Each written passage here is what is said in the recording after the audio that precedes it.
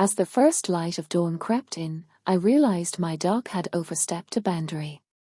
But before we delve into the details, remember to hit that like button and subscribe for more captivating and jaw-dropping tales. The night was eerily still, the kind of quiet that makes you feel like you're the sole soul awake in the universe. I lay in bed, the gentle whir of the ceiling fan and the steady breathing of my husband, Mark, beside me. The bedroom window was slightly open, inviting in a cool breeze that whispered the night's secrets. Sleep eluded me, burdened by the weight of earlier events, pressing down like a tangible force. I'm Alice, and tonight, something transpired that I can't seem to shake off, something that feels like the deepest betrayal. I glanced at Mark, his face serene in slumber, oblivious to the storm brewing within me. My heart ached with a secret I was unprepared to reveal, not to him, not to anyone. Earlier, as I was preparing for bed, our dog, Max, did something unexpected, something that left me questioning everything. Max, who had always been a cherished family member and loyal friend, had crossed a boundary I never imagined. The shock, the bewilderment, the rush of emotions flooded me as I stood there, frozen, unable to comprehend. How could something so innocent turn so wrong? Now, as I lay in the darkness, I grappled with my thoughts. Should I confide in Mark? How could I explain this without sounding irrational? The mere thought of his reaction, the potential disbelief or, worse, the blame, churned my stomach. Max was downstairs now, in his usual spot, but tonight, his presence felt different, almost accusatory. I could hear him moving around, his nails tapping on the hardwood floor, each sound a reminder of the night's earlier betrayal. Why did this happen?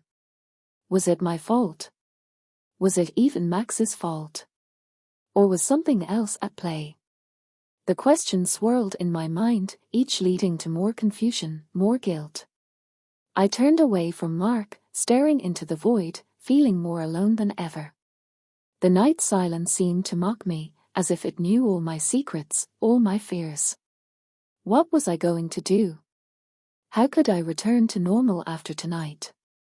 The answers eluded me, leaving only the echo of betrayal lingering in the air, a silent witness to my inner turmoil.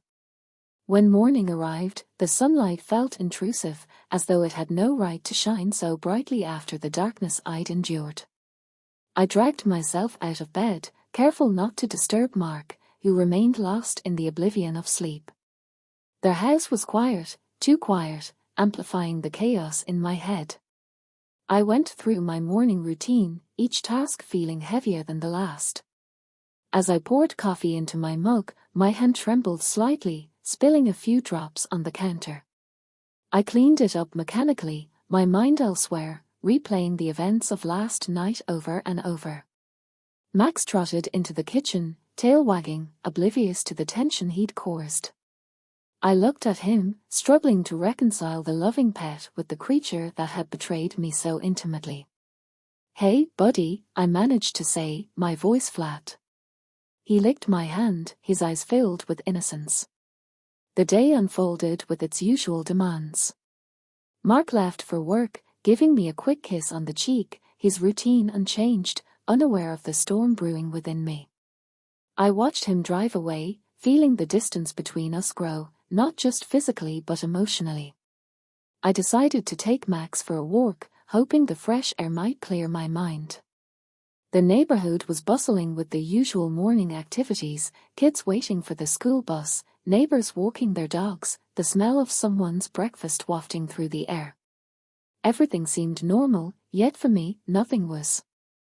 As we walked, I noticed Mrs. Henderson, our neighbor, struggling with her groceries. I offered to help, needing the distraction. "Thanks, Alice, you're a lifesaver," Mrs. Henderson said warmly. "No problem," I replied, forcing a smile as we walked back to her place. She chatted about her day, the weather, and her mischievous cat. I nodded, but my mind was elsewhere, tangled in my own personal drama.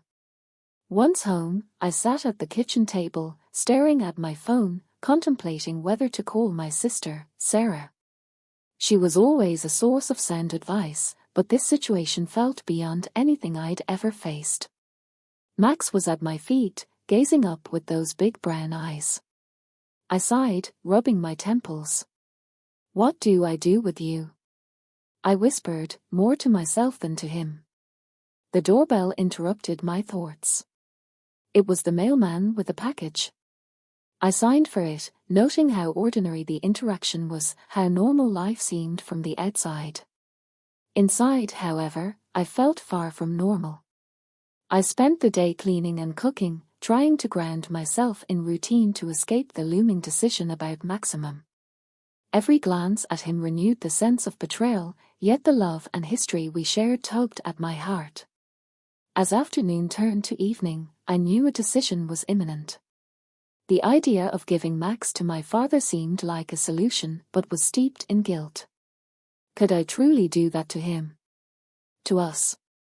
The day ended much like it began, with a feeling of solitude in my turmoil, the weight of my secret growing heavier by the hour.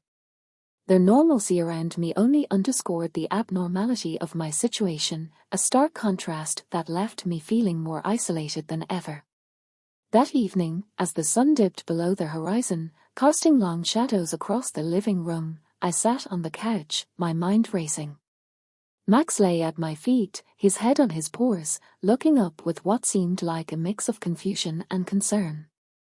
Guilt gnawed at me for even considering giving him away. The phone rang, breaking the silence. It was Sarah. I hesitated before answering, unsure if I wanted to share this bizarre and painful experience. "Hey, Alice, you sound off. What's up?" Sarah's voice was always comforting, a reminder of simpler times. I took a deep breath, and the words spilled out before I could stop them. "Something really weird happened with Max last night, and I'm just not sure what to do." There was a pause. "Weird how?" she asked cautiously. I recounted the incident, my voice barely above a whisper, half expecting her to laugh or dismiss it. Instead, she listened intently, her silence urging me to continue. "Alice, that sounds... well, it's a lot. Have you thought about talking to a vet?" "It might not be what you think," Sarah suggested, her tone gentle yet practical. I hadn't considered that. My mind had been so clouded with betrayal and confusion that practical solutions seemed out of reach. "I guess I could," I admitted, feeling a slight relief at the possibility of an explanation. After hanging up, I felt a bit more grounded, though the problem remained. I couldn't just let this go. The next morning, I made an appointment with our vet, Dr. Ellis, for the following day. That night was restless, filled with dreams where Max was not just a dog, but a silent judge of my life. I woke up feeling like I hadn't slept at all, the weight of the upcoming vet visit adding to my anxiety. At the vet's office, Max was his usual friendly self, tail wagging, sniffing around curiously. Dr. Ellis, a kind woman in her 50s, greeted us warmly. "What seems to be the trouble with Max?" she asked, her eyes scanning him for any visible signs of distress. I explained the situation, my cheeks burning with embarrassment. Dr. Ellis listened without judgment, her face thoughtful. "This isn't typical, Alice," Dr. Ellis said, "but it's not unheard of. Sometimes dogs mimic human behaviors, especially if they are confused or overstimulated. Let's conduct some tests to rule out any medical issues."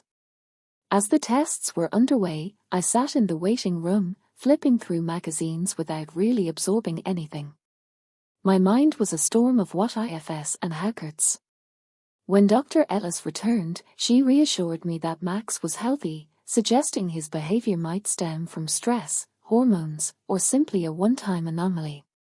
I recommend neutering if it hasn't been done yet, and perhaps some behavioral training. It might help stabilize him. The solution seemed straightforward, yet it didn't erase the incident from my mind. Driving home, I felt a mix of relief and unresolved tension. Max, in the back seat, seemed blissfully unaware of the turmoil he'd caused. That evening, I knew I had to talk to Mark, the decision weighing heavily on my heart. "Mark, there's something I need to tell you about Max," I began, my voice trembling. He looked up from his laptop, concern etched on his face. "What's wrong?" I recounted everything, watching his expressions shift from confusion to shock, and then to something unreadable. The silence that followed was thick with unspoken questions and judgments. "Alice, why didn't you tell me sooner?" His voice was calm, but tinged with hurt. I am ashamed, Mark. I didn't know how you'd react," I admitted, tears threatening to spill.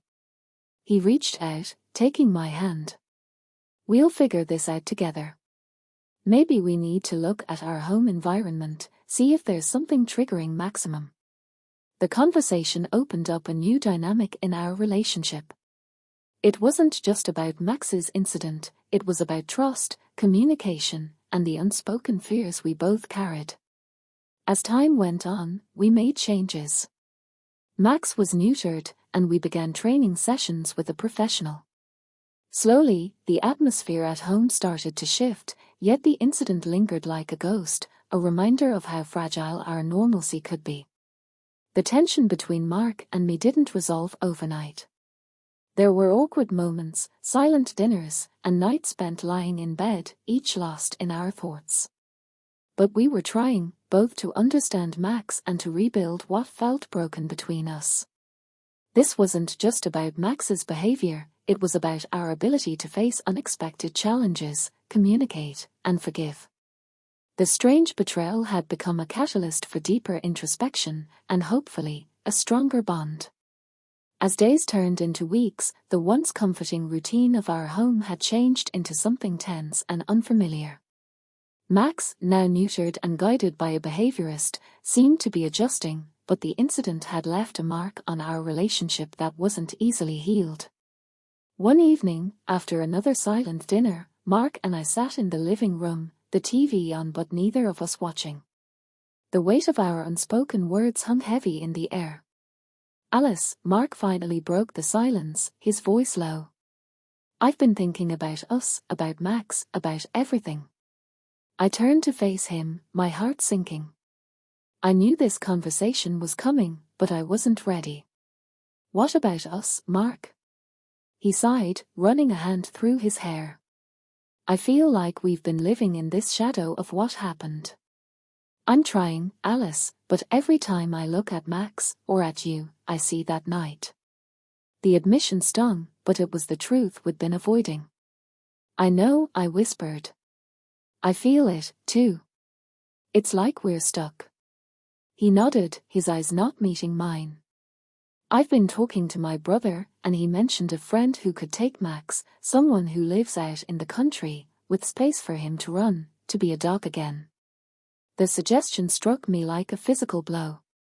Giving Max away felt like admitting defeat, like erasing a part of our family. "Mark, he's part of us.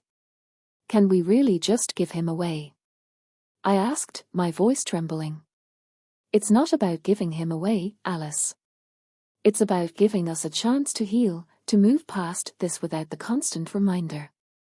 Tears welled up in my eyes, not just for Max, but for the fracture in our marriage. I thought we were working on this together. The training, the vet visits. I thought we were trying to fix it. He said, his voice breaking. "But maybe fixing it means letting go of something that keeps pulling us back to that moment." The room felt smaller, the walls closing in with the weight of our dilemma. I looked at Max, who lay quietly by the fireplace, his eyes following our conversation with a sense of understanding that only deepened my guilt. "I need some time to think," I said, standing up abruptly. "I'm going for a walk." Outside, the cool night air did little to soothe my turmoil. I walked aimlessly, the streetlights casting long shadows that mirrored the darkness within. My mind replayed the conversation, Mark's words, and the silent plea in Max's eyes. I found myself at the park, sitting on a bench where Max and I used to play fetch. The emptiness of the space echoed the emptiness I felt inside. Was I betraying Max by considering giving him away? Or was I betraying Mark by holding onto something that might be irreparably damaging our relationship? My phone buzzed, pulling me from my thoughts. It was a text from Sarah. "How are you holding up?" I typed back, "Not sure. Mark wants to give Max away." Her response was quick. "That's tough, Alice. But remember, it's about what's best for everyone, including Maximum." I sat there, staring at the screen, the words blurring through my tears. The decision was monumental, not just for Max, but for the future of my marriage, for our trust, for our ability to move forward. As I walked back home, the decision loomed over me, a dark cloud threatening to unleash a storm.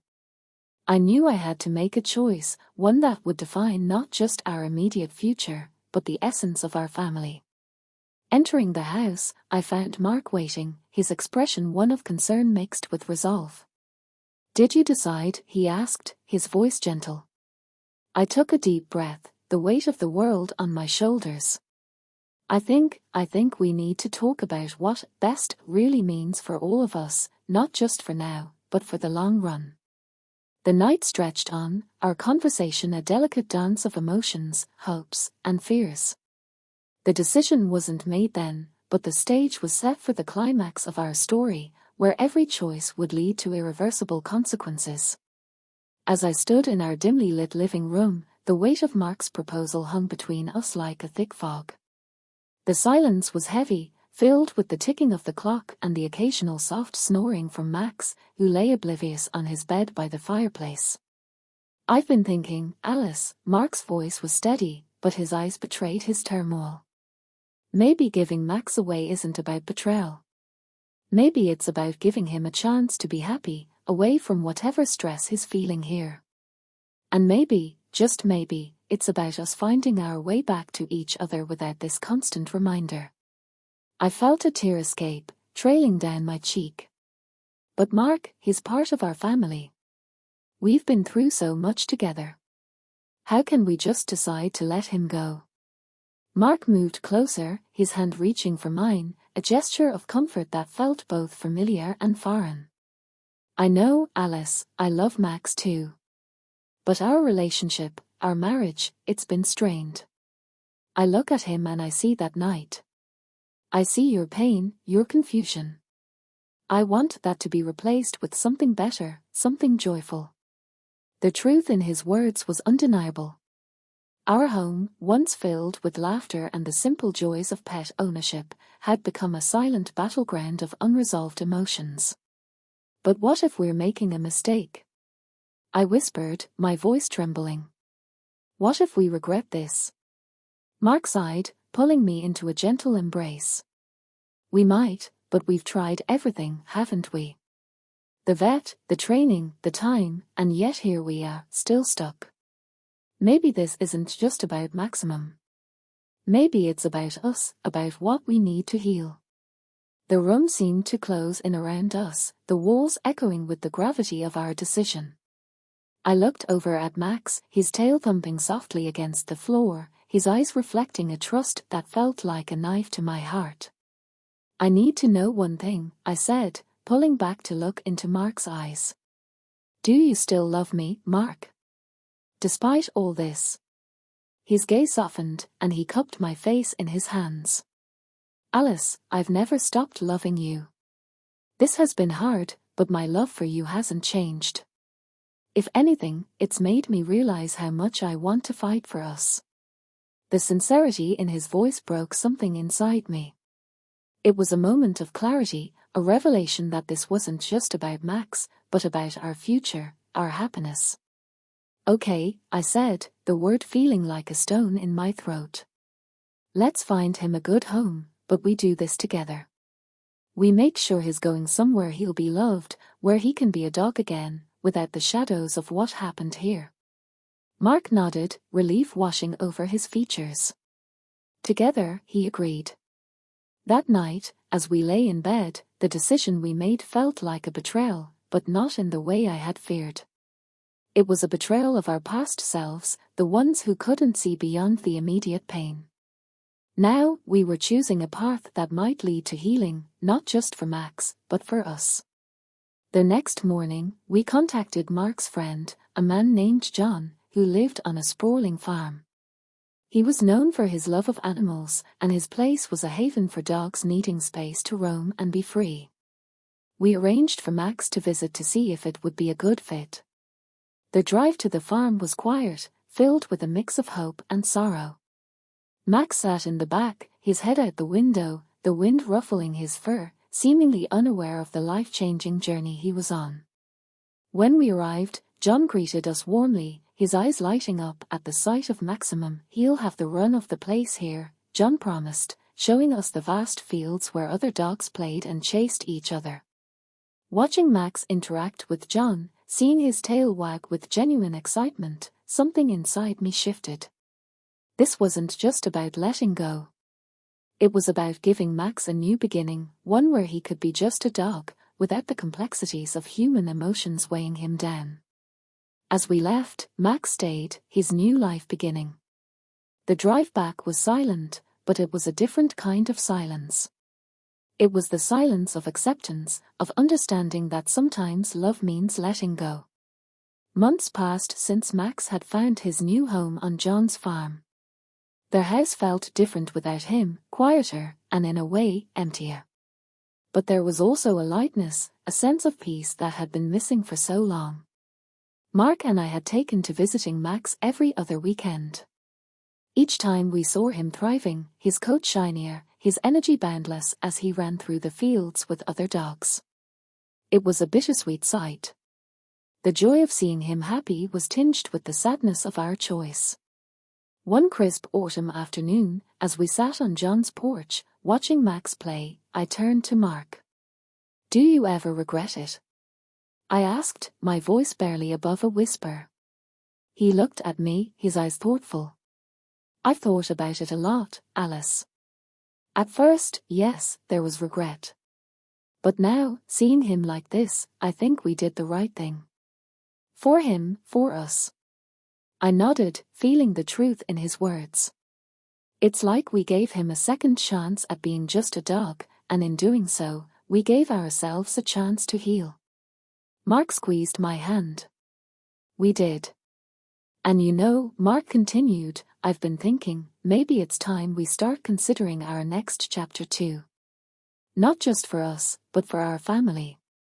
The word family lingered in the air, a poignant reminder of what we had lost and what we could still build together. "You mean?" I began, feeling a flicker of hope.